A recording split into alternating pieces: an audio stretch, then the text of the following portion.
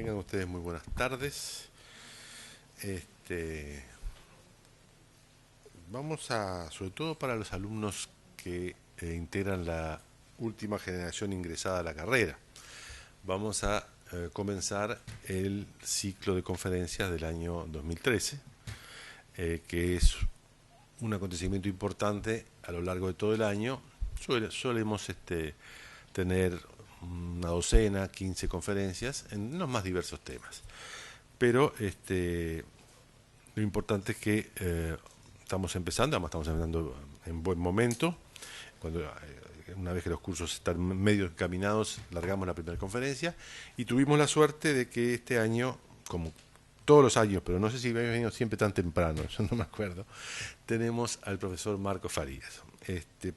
Muchos de ustedes seguramente ya lo conocen porque es profesor invitado de esta universidad desde el año 2008, lo cual es propiamente lo que en el mundo académico se llama un profesor invitado, es decir, alguien que de alguna manera está relacionado permanentemente con la universidad y va y viene, no es un profesor que está de paso, es un profesor que va y viene y que tiene una relación institucional permanente y que forma parte de una manera del staff docente, nada más que de forma puntual durante el año académico. Una presentación muy breve de Marcos es para los jóvenes que acaban de ingresar. Marcos es graduado del Instituto Superior de Ciencias Sociales y Políticas de la Universidad Técnica de Lisboa. Tiene también una maestría en estudios políticos en la misma institución. Es doctor en Ciencias Sociales y Relaciones Internacionales también del Instituto de Ciencias Sociales y Políticas de la Técnica de Lisboa, donde además recaló como profesor, se ve que fue buen alumno, así lo dejaron como profesor, y imparte docencia a nivel de grado, a nivel de posgrado y a nivel de doctorado. No voy a detenerme demasiado sobre las diferentes materias que imparte o ha impartido, pero algunas se parecen a las mías, otras no. Pensamiento político contemporáneo, integración europea, introducción a las relaciones internacionales, espacio postsoviético, metodología avanzada para las relaciones internacionales, etc. Marcos tiene entre sus múltiples virtudes el hecho de que ha publicado mucho, pero eso no solo en eso, sino que ha publicado mucho y en varios idiomas. Ha publicado en inglés, ha publicado en portugués, obviamente, publica en español también. No les voy a leer las publicaciones porque me mandó un currículum, pero nos mató. Son demasiadas las publicaciones. Tiene además una interesante actividad de campo, ¿no? Como voluntario con una ONG que se llama Global Vision International, y ha trabajado en Guatemala, en Ecuador, en Perú, en las Islas Fiji, en Nicaragua. Es decir, Marcos es no solo portador de una experiencia académica frondosa, sino que además conoce el campo, y eso se nota tanto en la relación personal con él como en su producción académica como profesor y como conferencista. En este caso ustedes, la mayoría de ustedes lo van a tener como conferencista. No sé si hay algunos de los que acaban de tenerlo como profesor durante el curso de análisis de la coyuntura internacional. En todo caso, los dejo con él y muchas gracias. Marcos.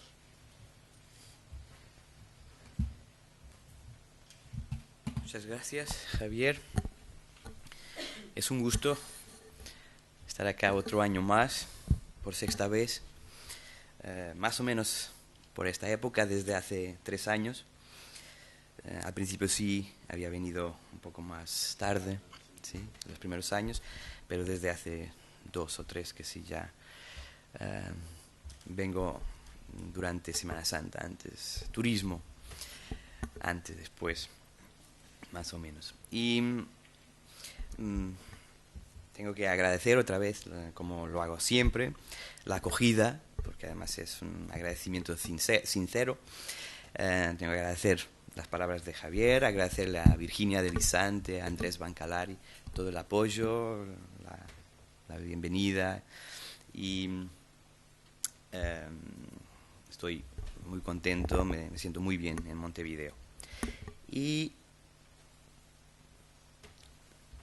los últimos años mi venida suele coincidir con la progresión de la crisis en Europa. O sea, muchas cosas pasan en Europa cuando estoy acá. El 2010 fue el rescate de Grecia, o sea, el primer gran hecho de la crisis, o sea, la gran señal de la crisis en Europa aparente coincidió con mi estancia en Montevideo. El año siguiente, el rescate de Portugal también coincidió con mi venida acá. Este año, otro hecho importante, una sentencia del Tribunal Constitucional portugués rechazando algunos recortes importantes, lo que puede llevar a algunas consecuencias políticas, incluso un segundo rescate de Portugal. O sea, cada vez que vengo a hablar de estos temas acá, no sé qué voy a encontrar cuando regrese, ¿no? En este momento ya no es tanto el futuro del euro, la existencia del euro, pero en años anteriores sí había esa duda, ¿no? Si iba a regresar y si iba a tener la misma moneda, si las cosas iban a ser iguales. Un poco para darles la idea de cómo se vive este problema en Europa. O sea, no se vive como una crisis coyuntural, se vive como una crisis estructural, ¿no? O sea, no se vive como una crisis de corto plazo, algo que cada vez se vive menos como una crisis de corto plazo, a la que hay que atajar con algunas medidas dolorosas, importantes, pero de la que se va a salir de alguna manera pasados pocos años.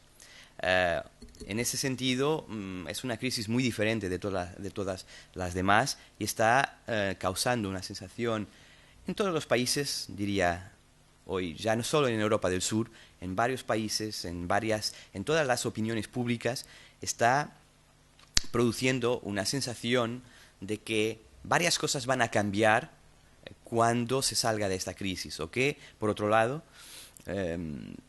la formulación no tiene que ser esta, de que la crisis va a cambiar Europa, va a cambiar sobre todo la forma de hacer política en Europa, va a cambiar la relación entre los Estados, pero también va a cambiar la relación entre las instituciones europeas y entre las instituciones y los Estados. Ya les hablaré un poco más de esto. Por ahora les digo que esto corresponde un poco a una maldición china, ¿no?, de la que se está hablando mucho los últimos tiempos, que dice que ojalá vivas en tiempos interesantes. Y eso está pasando en Europa, aunque para mucha gente los tiempos no son tan interesantes como peligrosos, ¿no? Una consecuencia grave de la crisis en los últimos años es la subida del desempleo. Y para la gente que se encuentra en paro, los tiempos no son interesantes, los tiempos son difíciles, son muy difíciles. Así que en el ámbito académico podemos decir eso, podemos decir que estamos viviendo tiempos interesantes, porque estamos hablando del plano macro, de cómo va a desarrollarse Europa, de si va a caminar hacia la federación finalmente por vía de un estímulo exterior, o si por otro lado va a fragmentarse en varios círculos donde los países comparten más cosas o menos cosas. Ese es el plano académico, donde las cosas se ven en una perspectiva macro. En la perspectiva micro de la gente, que tiene que hacer su vida, que tiene que pagar sus cuentas, los tiempos no son interesantes, los tiempos son muy difíciles. Y eso para muchos no va a cambiar en los próximos tiempos. Así que ese pesimismo de que las cosas no van a cambiar tan rápido como sería deseable, es algo que se está extendiendo en Europa del Sur, por supuesto, pero también en otras sociedades que, por una cuestión de contagio de la crisis, se están dando cuenta de que su padrón de vida va a cambiar y que el modelo de sociedad europea puede cambiar en consecuencia de la crisis. Estamos hablando sobre todo del modelo de estado de bienestar, ¿no? O sea, la gente se está dando cuenta de que no es una crisis coyuntural, es estructural, y que ese cambio estructural de la crisis, que la crisis puede producir, puede tener consecuencias en el modelo social europeo. O sea, qué tipo de sociedad y de garantías tiene la gente, qué tipo de relación entre las personas en la sociedad y sobre todo el modelo más o menos igualitario que se ha venido construyendo desde el final de la Segunda Guerra Mundial, basado en servicios públicos de calidad, basado en una seguridad, salud, educación, seguridad social y basado, transportes, y basado en un sistema de redistribución solidaria de los recursos, de los que más tienen hacia los que menos tienen. Así que es una crisis que no solo es financiera, ¿no? Es una crisis que es financiera, es económica, es social y es política. Por eso el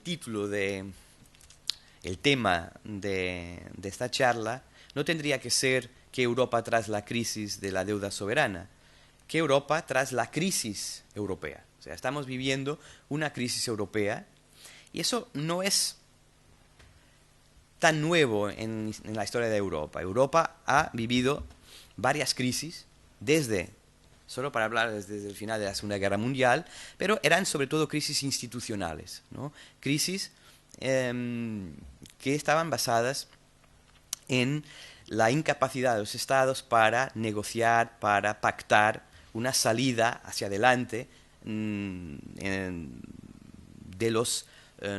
choque de intereses y de visiones sobre lo que tendría que ser el futuro de Europa. En este momento también las vivimos, o sea, vivimos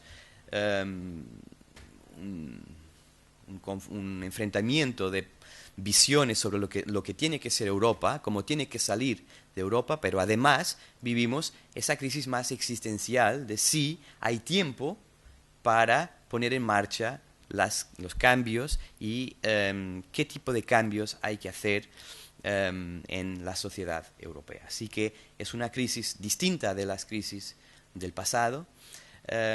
Todas las crisis han desarrollado nuevas formas de avance de Europa y muchos esperan que esta crisis también lo haga, que al final de esta crisis o como consecuencia de la crisis se puedan pactar nuevas fórmulas para sacar Europa adelante y les voy a hablar dentro de un rato de cuáles serían esas fórmulas a través de dos escenarios. ¿Qué podría pasar en Europa a medida que la crisis se profundiza, a medida que los estados y las instituciones europeas buscan salidas para la crisis?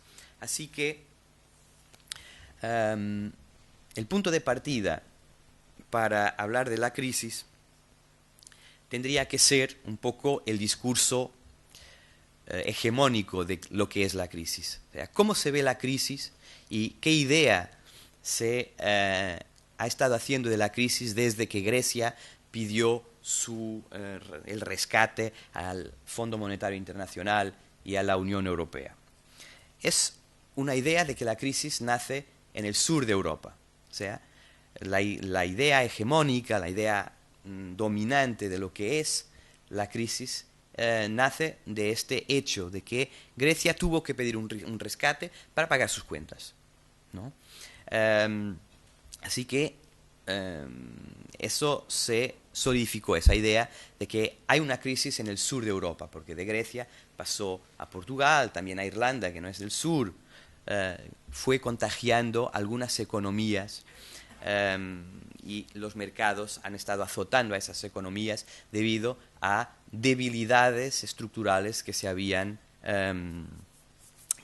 que venían del pasado. Así que esa idea de que hay una debilidad estructural en el sur de Europa, de economías que no tienen competitividad, que han estado surfeando el ciclo económico a través de más gasto público, más déficit, es como se ve la crisis desde el norte de Europa y creo que también un poco la forma como se ve la crisis desde fuera de Europa, ¿no? Que hay como economías enfermas en el sur de Europa que han perdido, por alguna razón, por un conjunto de razones, han perdido competitividad frente a las economías más desarrolladas del norte de Europa, sobre todo por su culpa, ¿no? Sobre todo por su culpa y por un exceso de gasto público, por un exceso o por una falta de capacidad para adaptarse a la competencia que supone una zona de comercio libre y de moneda única, de políticas comunes en un espacio bastante desarrollado como es la Unión Europea. Y esta idea es la que yo creo que hay que desmontar, ¿no? O sea, la crisis es más compleja, no tiene que ver solo con ese hecho de que algunas economías se hayan retrasado y hayan estado cometiendo errores durante varios años frente a otras economías y otras sociedades pródigas y que lo hacen bien. O sea, no, eso es una idea poco correcta y muy simplista. Economías que lo hacen bien y economías que lo hacen mal dentro de la Unión Europea. La crisis europea tiene que ver con muchos factores. Tiene que ver, por un lado, con el contagio de la crisis del subprime, ¿no? En el 2007-2008. Y este contagio se dio, en primer lugar, y esta fue una primera fase de la crisis, se dio hacia economías donde el sistema financiero estaba muy desarrollado, o sea, que representaba una parte muy grande de la economía de esos países, como Gran Bretaña, Holanda o Islandia.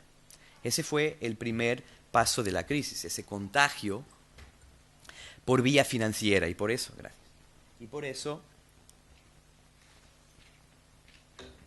se le sigue llamando a la crisis financiera, ¿no? Por ese primer contagio desde Norteamérica que hizo con que varios países tuvieran que apoyar sus bancos, rescatar sus bancos a través de dineros públicos.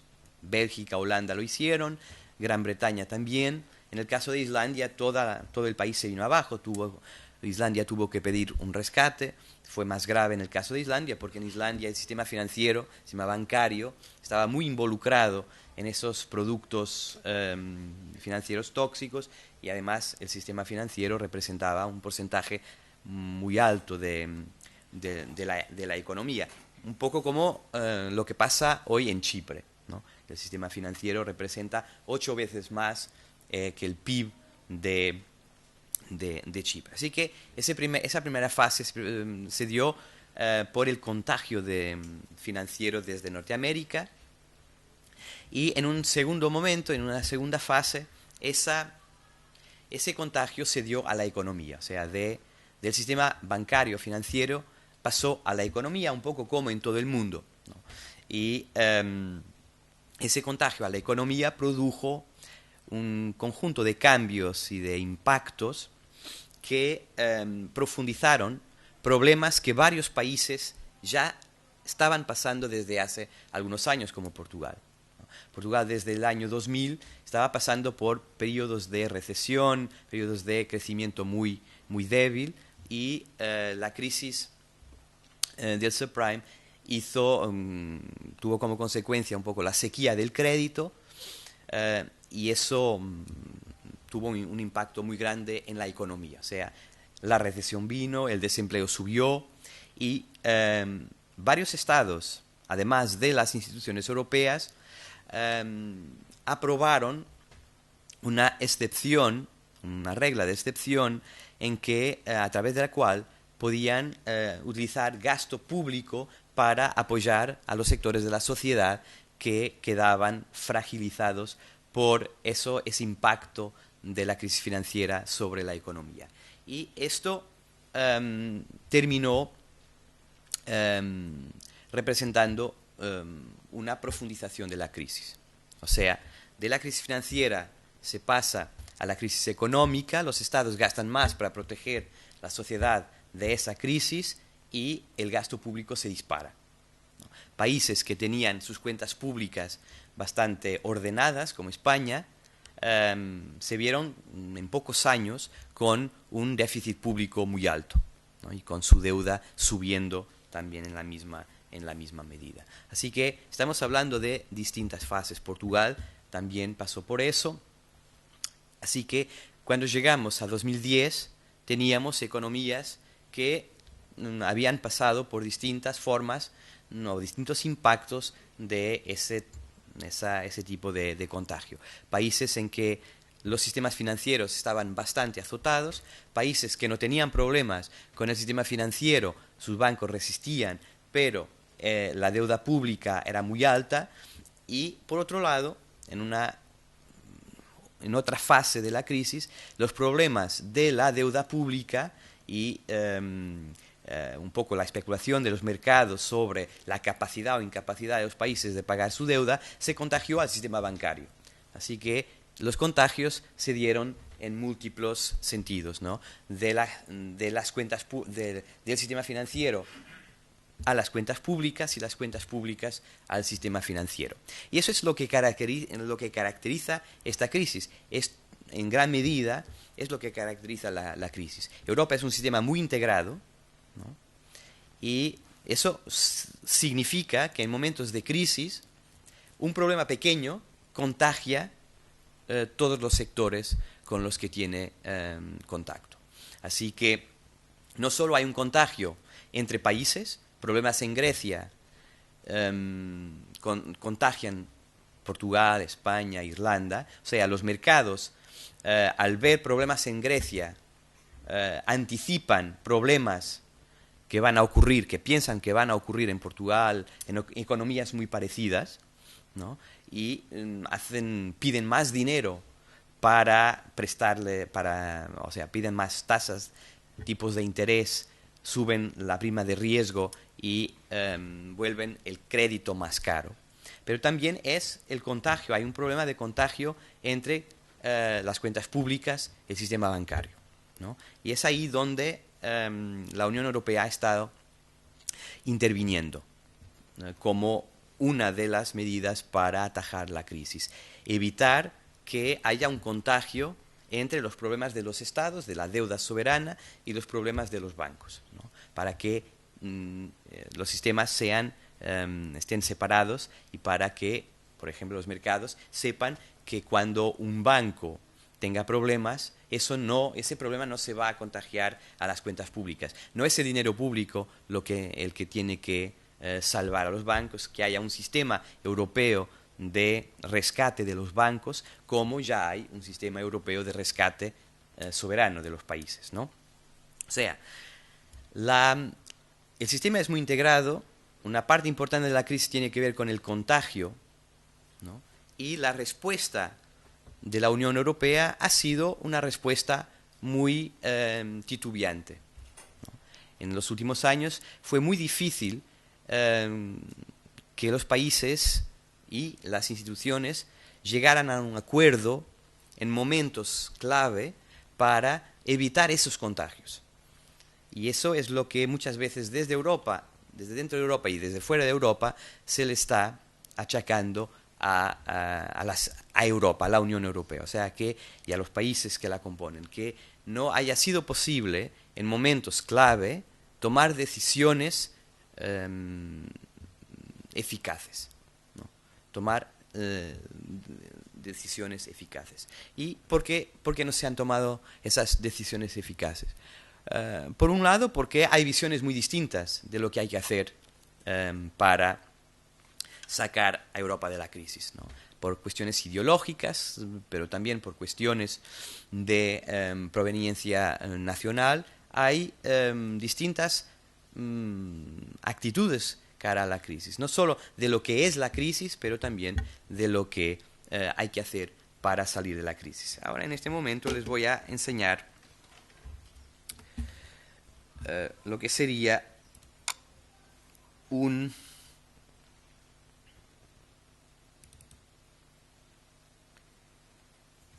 serían algunas ideas que ponen en cuestión esa visión más hegemónica de que la crisis tiene que ver con economías débiles que lo habían estado haciendo mal desde años. O sea, de que hay un problema en Europa y ese problema está en el sur. Así que, contrariamente a esa idea, ¿qué es la crisis en realidad? La crisis se debe a la acumulación de desequilibrios en la Unión Europea. O sea, no tiene que ver apenas con la incapacidad de los países del sur o países que habían hecho mal sus deberes en el pasado. Tiene que ver con desequilibrios internos en la Unión Europea. Tiene que ver con elevados déficits por cuenta corriente y acumulación de deuda externa en algunos países, sobre todo en el sur, pero también en Irlanda, por razones diferentes, y tiene que ver con superávits y posición acreedora en el norte. O sea, solo, como les había dicho, Europa es un sistema muy integrado en materia comercial, por ejemplo. Esto significa que la deuda del sur de Europa corresponde exactamente al superávit en el norte de Europa, en países como Alemania, como Finlandia, como Austria. O sea, no hay déficit en países como Portugal, Grecia o España sin que haya superávit en el norte, porque el déficit se debe a que los países del sur le compran demasiado al norte, compran más de lo que pueden pagar. Y eso tiene que ver un poco con esta percepción de que el sur gasta más de lo que puede pagar, está en la base de lo que se llama el ajuste moral, que es un poco la posición, el contexto, no me gustaría decir posición ideológica, pero un poco lo que rige la posición alemana, del gobierno alemán en este momento. Los países del sur han estado gastando más de lo que podían pagar y ahora toca ajustarse al tamaño de su economía. O sea, ahora hay que recortar, hay que imponer medidas de austeridad para sacar esos países de ese desequilibrio, ¿no? Es el ajuste moral. Hay que consumir menos, hay que ganar menos, hay que pagar la deuda. Eso es lo que muchos dicen o llaman el ajuste moral. Claro que muchos otros hablan del ajuste imperial, que sería un poco la recuperación de la posición de Alemania dentro de Europa. Y esos dos hechos van de la mano, ¿no? El ajuste moral tiene que ver con el ajuste imperial. Pero la complejidad de la crisis nos debe hacer mirar esta cuestión, de que la crisis en realidad se debe a la acumulación de desequilibrios en la Unión Europea, entre el norte y el sur, ¿no? Economías deficitarias en el sur que solo pudieron hacerse deficitarias porque el norte ha acumulado superávits muy grandes. Por ejemplo, hoy Alemania es el país más superavitario del mundo en comparación con China y comparación del PIB. Alemania es más superavitaria que China y ustedes ya saben que hay un problema también con el superávit de China en la economía mundial. ¿Y cuáles fueron los factores que lo han permitido? ¿Qué ha permitido este desequilibrio? Por cuenta corriente. Superávit por cuenta corriente. En los últimos tiempos van surgiendo varias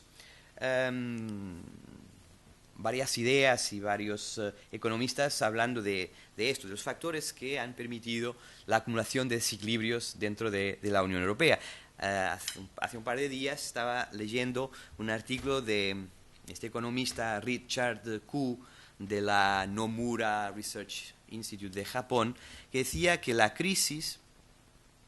actual crisis y los desequilibrios empezaron cuando el Banco Central Europeo hizo un mega rescate de Alemania en el año 2000. En el año 2000 Alemania tuvo un problema grande cuando se desinfló la burbuja tecnológica. Y para evitar que Alemania cayera en una recesión muy grande, el Banco Central Europeo relajó su política monetaria. Y esto, de acuerdo con este economista, hizo con que el capital afluyera a los países del sur, y eso produjo las burbujas inmobiliarias en España, subió los salarios, los precios. O sea, los países del sur, que en ese momento tenían economías fuertes, hicieron parte del esfuerzo para recuperar la economía de Alemania, que además venía de una década de esfuerzo con la unificación. Y ese rescate de Alemania, no un rescate formal, pero un rescate a partir de la política monetaria del Banco Central Europeo, no se hizo con estímulos fiscales de Alemania, o sea, y con recortes, se hizo a través de se hizo dentro de la Unión Europea, porque había economías que podían acomodar ese tipo de políticas monetarias, que en gran parte es lo que se está pidiendo hoy día, que las economías que puedan acomodar un poco de esfuerzo lo hagan, ¿no? Por ejemplo, que las economías superavitarias puedan reducir su superávit para que los países del sur puedan exportar más. Y eso se haría no automáticamente, por supuesto, pero a través de una política salarial más relajada en Alemania. Alemania, en los últimos 10 años, mantuvo un control muy rígido de los salarios, ¿no? Y hizo una devaluación interna que promovió ese tipo de superávit a través de reducción de importaciones y además de un aumento de sus exportaciones. Así que hay hay distintas interpretaciones de lo que permitió, o de los factores que han permitido esos desequilibrios. Otros factores podrían ser, como les decía antes, esa política monetaria expansiva a principios del siglo XXI, que tuvo como objetivo atajar ese problema en Alemania, pero que exportó problemas para el sur de Europa. O sea, ese aflujo de capitales al sur terminó siendo un problema. O sea, promovió esas burbujas inmobiliarias, financieras, pero también promovió las importaciones y una profundización del déficit comercial en los países del sur. Así que se habla mucho de los riesgos de la liquidez del sistema, ¿no? Y la financiación del endeudamiento. O sea, las economías del sur de Europa, pero en general las economías europeas, son economías muy basadas en el endeudamiento, ¿no? Y ese endeudamiento podía contar con bajas primas de riesgo, bajos tipos de interés, y la sociedad asumía que esas características esos hechos iban a quedarse por mucho tiempo, que iba a ser muy fácil endeudarse porque el dinero, lo que había que pagar por la deuda siempre iba a ser muy barato. Y eso fue un poco el razonamiento de los gobiernos y de los privados, ¿no? Las familias se endeudaron para comprar pisos, para otro tipo de consumo. Los estados se endeudaron sobre todo para promover la creación de infraestructuras, todo tipo de infraestructuras en sus países, con la sensación de que tenían la posibilidad de pagar esa deuda, no de pagar la deuda, de refinanciar la deuda, no de pagar la deuda, pero de refinanciarse y de cumplir con el pago de los intereses. Así que no era un problema, el endeudamiento no era un problema con estos dentro de este contexto. Cuando los tipos de interés y las primas de riesgo empezaron a subir, ¿no? Cuando el mercado entró en pánico y cuando no prestó más dinero en consecuencia del subprime, de la crisis del subprime, ahí sí la deuda empezó a ser un problema, no solo para los estados, que tuvieron que pedir rescate, pero también para las familias que tenían hipotecas, y ahí viene ese problema, sobre todo en España, de los desahucios y de la pérdida de propiedad, de casas, de mucha gente, como está pasando en este momento.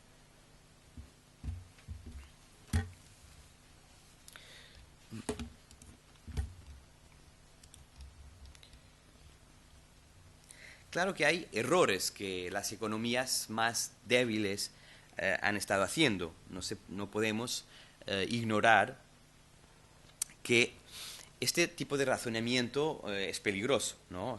Surfear el ciclo económico, ¿no?, de forma procíclica es bastante peligroso, porque si cambian si cambia la situación, como cambió después del subprime, los desequilibrios fiscales se vuelven algo realmente importante. Y sobre todo lo que pasó es que este aflujo de dinero que vino del norte se utilizó sobre todo en el apalancamiento de sectores que no estaban en contacto con la competencia internacional.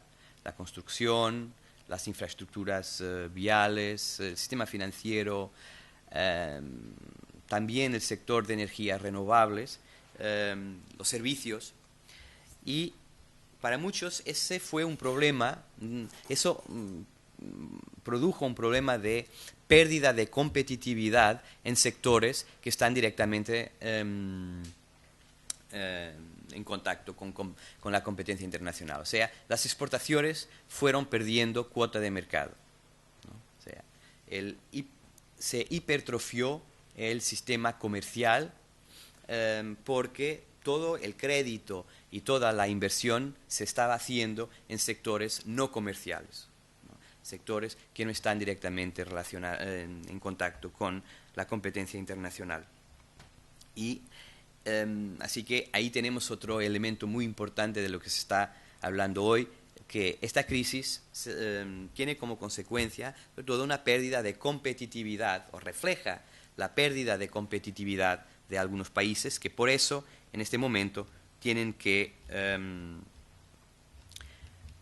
hacer un ajuste de sus economías para ganar competitividad, ¿no?, en sus exportaciones, sobre todo en los sectores que pueden generar ingresos. Porque algo que está pasando hoy también es que la demanda interna, la demanda doméstica, el consumo, está muy bajo, ¿no? Y no genera ingresos para las empresas, no genera ingresos para las economías. Y la única forma de generar ingresos sería aumentar las exportaciones, su valor y las cuotas de mercado. Pero por esa vía tampoco se está haciendo mucho, porque siempre hay quien pueda producir a más bajo coste, y sobre todo porque dentro de Europa todos los países están haciendo lo mismo al mismo tiempo. O sea, todos los países están haciendo ajustes, incluso Alemania está haciendo ajustes, está siguiendo una política de austeridad, está haciendo una política de recortes de gastos públicos, y eso genera también, a su vez, genera una disminución de las importaciones. O sea, todo el sistema está haciendo el mismo tipo de esfuerzo, así que no hay margen para que los países del sur aumenten sus exportaciones, por lo menos dentro de Europa. ¿Qué es lo que está haciendo? ¿Qué es lo que está pasando? Muchos países buscan diversificar sus exportaciones para mercados en expansión, mercados en otros continentes. En el caso portugués se está buscando profundizar las relaciones comerciales, por ejemplo, con Brasil, con Colombia, con Perú, con Angola, países que se ven como países emergentes, países con un mercado doméstico que puede absorber ese aumento de exportaciones desde Portugal. Venezuela también.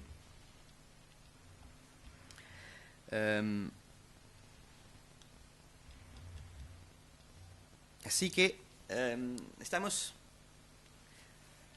delante de una paradoja, que la austeridad es una virtud individual, ¿no?, especialmente recomendable para los muy pródigos, pero no es desde luego una virtud colectiva. O sea, todos no pueden ser austeros al mismo tiempo en un sistema como Europa, ¿no? Para que el sistema pueda acomodar los problemas de algunos, otros tienen que hacer algún esfuerzo. Y eso nos lleva un poco a la idea de lo que es el sistema europeo hoy día. No podemos ver Europa como un conjunto de estados que tienen un conjunto de acuerdos de libre comercio. Europa es un sistema donde la idea de solidaridad rige todo lo que son las relaciones en el sistema. Así que se habla cada vez más de las obligaciones de solidaridad que algunos países tienen que tener para con los países que pasan más dificultades, ¿no? Y ese problema de la solidaridad es algo que todos los días se está discutiendo y que es una variable importante en la salida de la crisis. O sea, es suficiente con que los países en dificultad hagan sus deberes, como se dice, impongan medidas de austeridad, recorten gasto público, hagan ese ajuste moral, como se dice. Muchos dicen que no, eso no es suficiente. La política que se ha seguido hasta ahora insiste en eso, en que la austeridad es el dato fundamental. Los países con dificultades tienen que hacer su ajuste y las consecuencias, o sea, la productividad, la competitividad de esas economías va a surgir a corto plazo, y eso va a permitir un cambio y va a hacer con que puedan salir de la crisis. Lo que pasa es que los resultados tardan mucho en llegar y mientras tanto lo que está pasando es una subida exponencial del desempleo. La presión social sobre gobiernos que al principio tenían la misma, estaban alineados con Alemania y con esta visión dominante de cómo salir de la crisis, en este momento se están repensando la estrategia para salir de la crisis. Eso, por ejemplo, pasa con el presidente del gobierno español, que hace un par de días vino a público diciendo abiertamente que los países del sur están haciendo sus deberes. Me estaba hablando directamente de España y de Portugal, que están haciendo sus deberes, están haciendo sus recortes, su ajuste, pero los resultados no surgen porque falta el esfuerzo de Europa. O sea, faltan políticas de crecimiento que puedan sostener, apoyar ese esfuerzo que se está haciendo en el sur. Porque sin crecimiento no es posible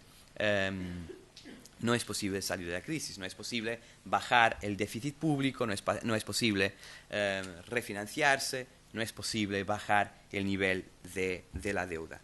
Así que todos los países no pueden ser austeros al mismo tiempo y además la Unión Europea tiene ese deber de servir para apalancar esa salida de la crisis. Y dentro de la Unión Europea, cuando hablamos de la Unión Europea, estamos hablando de varias cosas, estamos hablando de varias instituciones.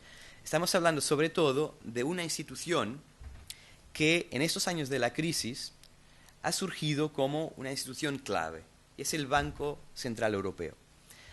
Alrededor del Banco Central Europeo están surgiendo muchas de las reclamaciones y las esperanzas de una salida para la crisis. Por ejemplo, el presidente como les decía hace poco, el presidente del gobierno español, en esa alocución, pedía que el Banco Central Europeo funcionara como un banco central de otro país, como el Banco Central inglés o el Banco Central japonés o la Reserva Federal de Estados Unidos. Hay una diferencia bastante grande entre estas instituciones y el Banco Central Europeo. Cuando fue creado a finales de los años 90, el Banco Central Europeo siguió la fórmula alemana. O sea, el Banco Central Europeo fue creado como una emanación del Bundesbank. Y sus funciones siguen ese modelo del Bundesbank, que es controlar la inflación. Esa es la única obligación que tiene el Banco Central Europeo, controlar la inflación. ¿Qué es lo que pasa con otros bancos centrales, como la Reserva Federal? Que además de controlar la inflación, tienen como obligación servir como instrumento de la política económica de los gobiernos de esos estados. Y al revés, en Europa se estableció, por influencia de Alemania, como condición para que Alemania pudiera integrar el euro, se decidió que el Banco Central tendría que ser completamente independiente, o sea, que no interviniera en nada de la política económica europea, que no pudiera servir, los objetivos, sobre todo inflacionistas, inflacionistas de determinados países europeos. Y en ese momento se le exige al Banco Central Europeo, muchos dirigentes políticos le exigen, ya no solo de izquierda, pero también conservadores y liberales, le exigen al Banco Central Europeo que sea más interventivo en esa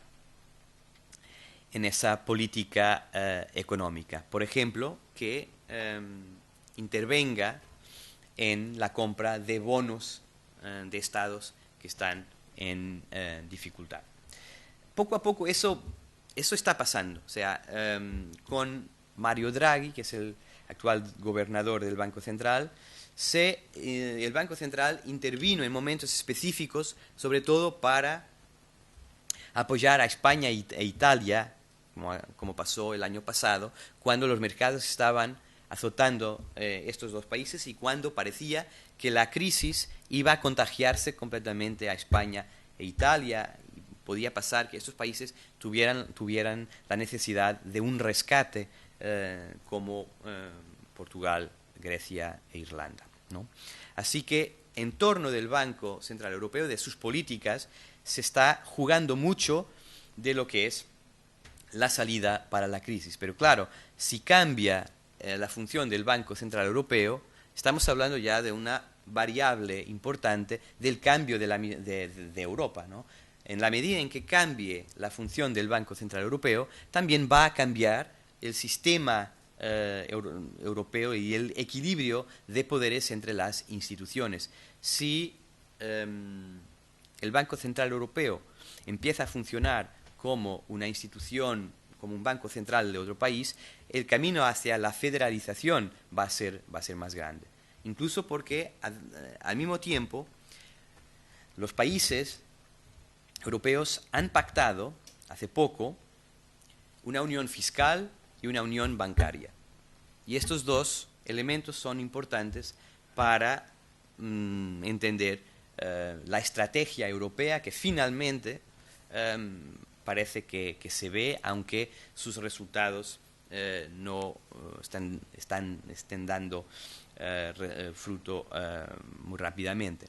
La unión fiscal tiene que ver con un control más rígido de los gastos públicos, del déficit y de la deuda, una meta que para el 2018 tiene que estar cercana al cero, un déficit cero, y una deuda pública que tiene que regresarse a los 60% del PIB.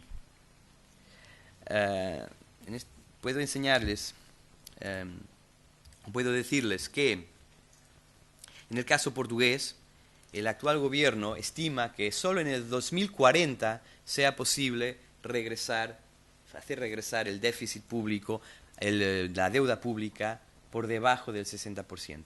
Y cuando ayer estaba comentándoles este dato a los alumnos de Coyuntura Internacional, y uno de los alumnos me preguntó que si eso significa que va a haber crisis hasta el 2040. Puede que sí, o por lo menos lo más probable es que siga habiendo ajuste y siga habiendo algún tipo de austeridad hasta esas fechas, o por lo menos hasta que sea posible bajar esa cifra hasta niveles próximos de los 60%. Y ese es un poco el drama, ¿no? En países que en un contexto de bajo crecimiento, tengan que hacer un sacrificio y un esfuerzo, un ajuste durante muchos años. Claro que en todo eso la variable importante es la presión social. ¿Cómo va a absorber la sociedad ese sacrificio? ¿Hasta qué punto la sociedad puede aguantar, ¿no? y sectores importantes de la sociedad pueden aguantar un ajuste que implica desempleo por mucho tiempo, falta de protección en el desempleo, porque se está recortando también esos apoyos en contextos de desempleo, una degradación de los servicios públicos con todo lo que conlleva de la gente que quiere resistir a eso, ¿no? a un modelo de sociedad en el que cree. Así que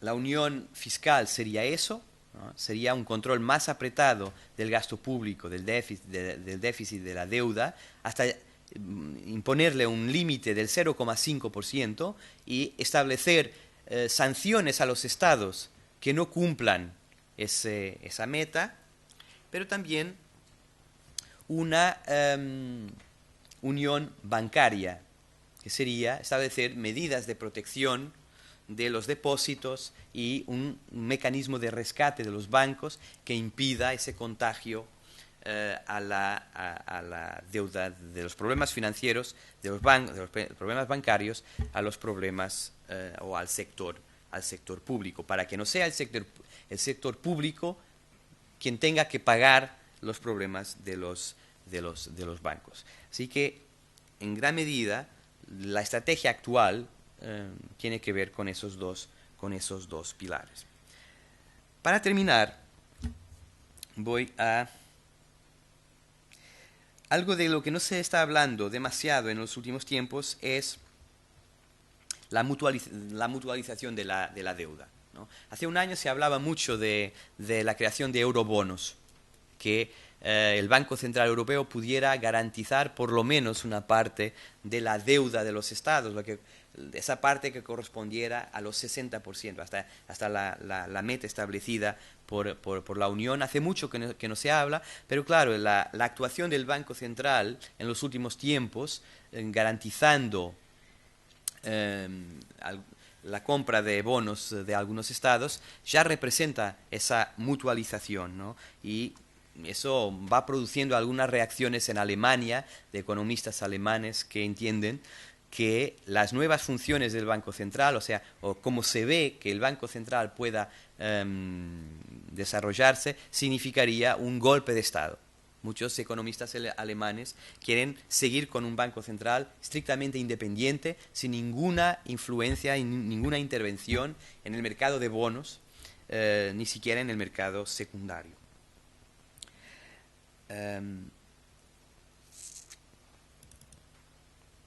Así que no sé si puedo abrirlo, si no puedo abrirlo no hay problema. Sí.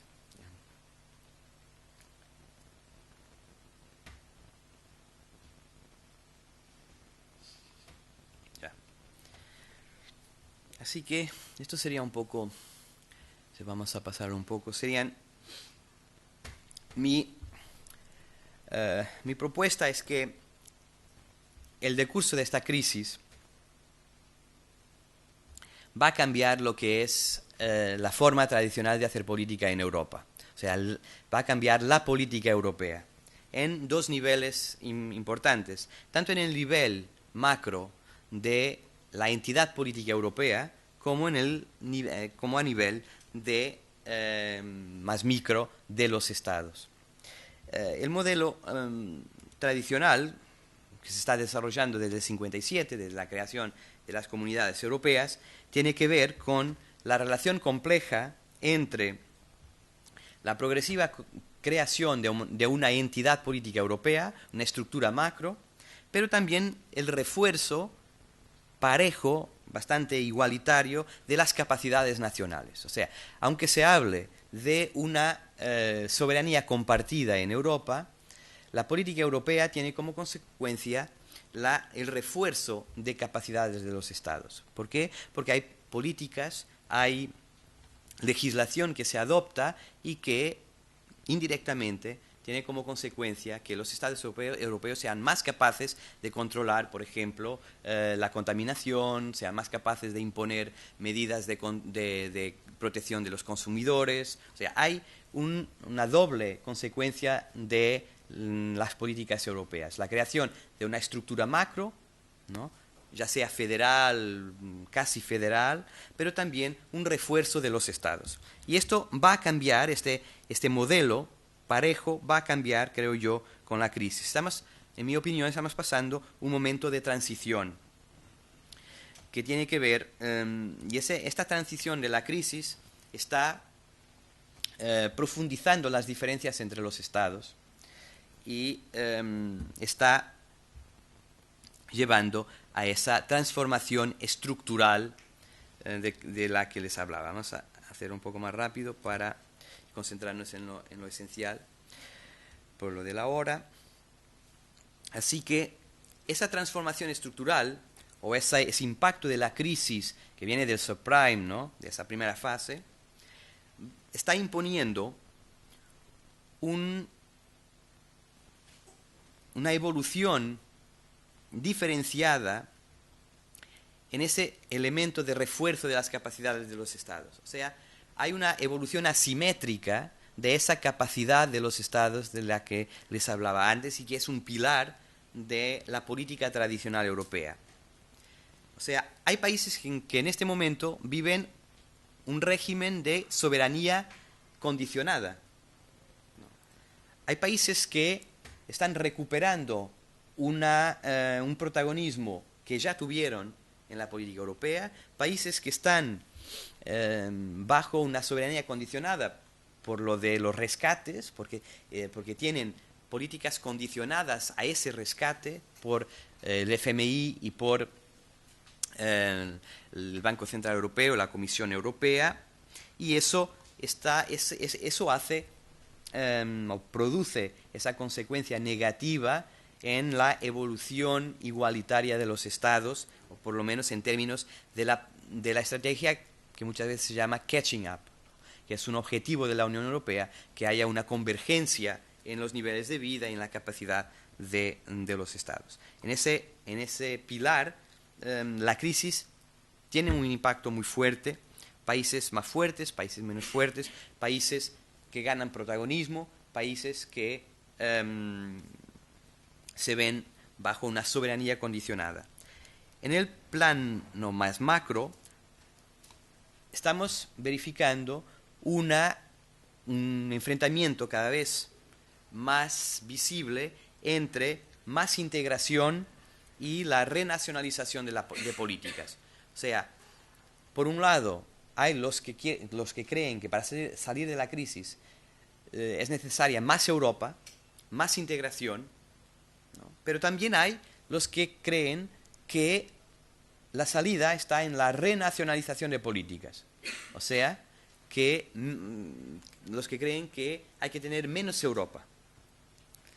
No se olviden que el Reino Unido, el primer ministro del Reino Unido, prometió hace poco un referéndum para sacar el Reino Unido de la Unión Europea, o para renegociar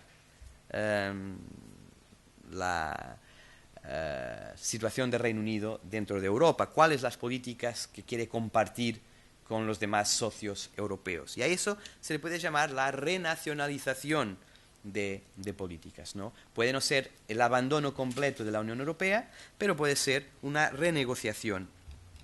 Así que ¿qué tipo de Europa vamos a tener, para terminar, con los escenarios, qué tipo de Europa vamos a tener con esta crisis, según vaya profundizando, según se vaya resolviendo? Vamos a tener algo que, como les dije en un principio, es un cambio estructural. No estamos hablando de coyuntura, estamos hablando de un cambio estructural. Y los dos escenarios que les propongo son ambos parten de una idea pesimista. O sea, escenarios optimistas no tengo para venderles.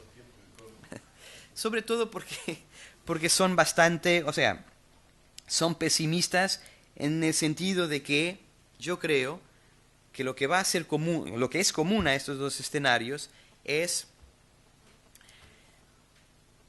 el que se va a agravar la diferencia entre los países.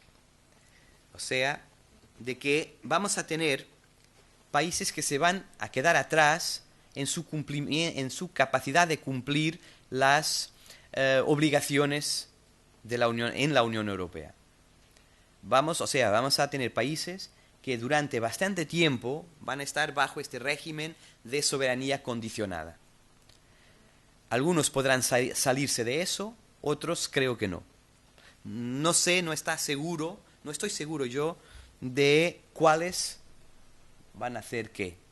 ¿Quién va a ser capaz de salirse de esa soberanía condicionada? ¿Cuáles van a regresar, a mantenerse en eso? O sea, los dos escenarios son pesimistas por eso, porque yo creo que va a haber países que sí van a perder su soberanía. O sea, estamos hablando ya no en el plan teórico como antes, en que todos los países perdían soberanía, todos los países compartían soberanía. En el marco de la crisis se está haciendo muy obvio que algunos países van a perder completamente su soberanía. Eso puede pasar en un cuadro de más Europa, más integración, o en un cuadro de menos integración, de renacionalización de políticas. O sea, el primer escenario, esa pérdida de soberanía de algunos estados, se da en el contexto de lo que podríamos llamar una unión de transferencias, como Estados Unidos, un sistema federal. En Estados Unidos, Alabama o Virginia pueden ser rescatados por el gobierno central y no pasa nada. Los mercados no ven en eso un problema, porque Estados Unidos es un país, resuelve sus problemas internos como quiere, es una unión de transferencias, ¿no? Los demás contribuyentes rescatan a Alabama y no ven ningún problema en eso. Es una cuestión de solidaridad nacional, ¿no? En Europa eso todavía no pasa, pero puede pasar. Algunas regiones, algunos países de Europa pueden llegar a ser completamente dependientes del centro para su viabilidad fiscal, por ejemplo. Así que ese sería el primer escenario, lo de una unión fiscal, una unión de transferencias, una federación a plazo. El segundo escenario sería el de una desintegración, lo que muchos han estado hablando como una Europa de distintos círculos de obligaciones, una Europa a la carte o una Europa de varias velocidades. Países que comparten el euro, países que no comparten el euro pero comparten el sistema de libre cambio, países que comparten algunas políticas de pescas o de agricultura o la política de seguridad y defensa, o sea, distintas formas distintos modelos de integración, distintas estructuras y distintos niveles de integración, una integración asimétrica, pero lo que sí creo yo que seguirá siendo igual es esa relación asimétrica entre los estados y estados que van a quedarse atrás y no van a poder acceder, por ejemplo, a otros niveles de integración. Ya me callo y dejo algún espacio para las preguntas. Muchas gracias.